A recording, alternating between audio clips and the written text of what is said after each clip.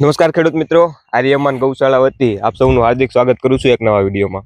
આજે આપણે આવી છીએ રાજકોટ જિલ્લાના વિછિયા તાલુકાના ભોંયરા એવા એક નાના એવા ગામે દિનેશભાઈના ખેતરે, જે 7 વર્ષથી ઓર્ગેનિક ખેતી કરે છે અને ભાઈ જે છે 2 વર્ષથી આર્યમાનનું ખાતર વાપરે છે। તો ભાઈને પૂછવી કે તેનું કેવું પરિણામ રહ્યું અને ભાઈને ઓર્ગેનિક વિશે પણ થોડા જે સવાલ કરીશું।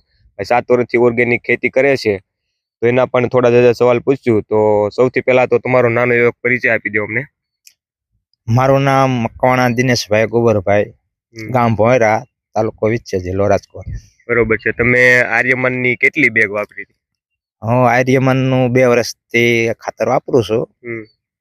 લગભગ 4 બેગ લાવી હતી, ગયા વર્ષે 3 લાવી હતી, અને મરચીમાં અને મગફળીમાં પણ મેં વાપરેલું છે। બરોબર છે। આ વર્ષે શીમાં વાપર્યું છે? મરચીમાં છે। મરચીમાં છે, બરોબર। તો તમને કેવું રિઝલ્ટ લાગ્યું? એમાં રિઝલ્ટ તો સારું છે, કારણ કે એમાં ઓર્ગેનિક કાર્બનનું પ્રમાણ વધારે હોય એટલે રિઝલ્ટ લાંબા ગાળે મળતું હોય। બરોબર છે। તો હવે દિનેશભાઈ, હું તમને એક સવાલ પૂછું છું કે માણસો છે ઓર્ગેનિકમાં ઘણા અમુક છે જે માનતા નથી, જેને રાસાયણિક વાપરવું છે અને તાત્કાલિક રિઝલ્ટ જોતું છે। તો તમારો બહુ ઝાઝો અનુભવ છે, લગભગ આટલા વિસ્તારમાં તમારે જેટલો અનુભવ કોઈ ખેડૂતને હશે નહીં કે ઓર્ગેનિક, બરોબર। તો તમે જણાવો મિત્રોને કે ઓર્ગેનિક આપણે કરવું જોઈએ તો શા માટે કરવું જોઈએ? હવે ઓર્ગેનિક વસ્તુ કરવું જરૂરી છે, એનું કારણ કે એક તો આપણું સ્વાસ્થ્ય જળવાઈ રહે, એક તો એ બેનિફિટ છે, અને આપણે જમીનની ફળદ્રુપતા વધતી રહે, એક એ ફાયદો પણ મળે। અને લાંબા ગાળે જો ને તો આપણે ખેતી ખર્ચ પણ થોડો ઘટી જાય, કારણ કે આખી આ જમીન કાર્બન, ઓર્ગેનિક કાર્બન અને સૂક્ષ્મ જીવાણુથી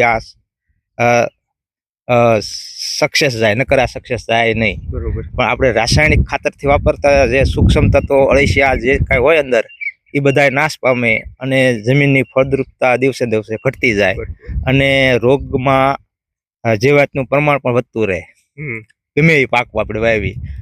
અને આપણે બીજા આમાં ઓર્ગેનિક ખેતી, જો આ મિશ્ર પાક છે, આંતર પાક છે, એવું વાવો તો એમાં વધારે ફાયદો રહે અને રોગ જીવાત ઓછી આવે, ખાતર પણ જરૂરત પણ ન રહે।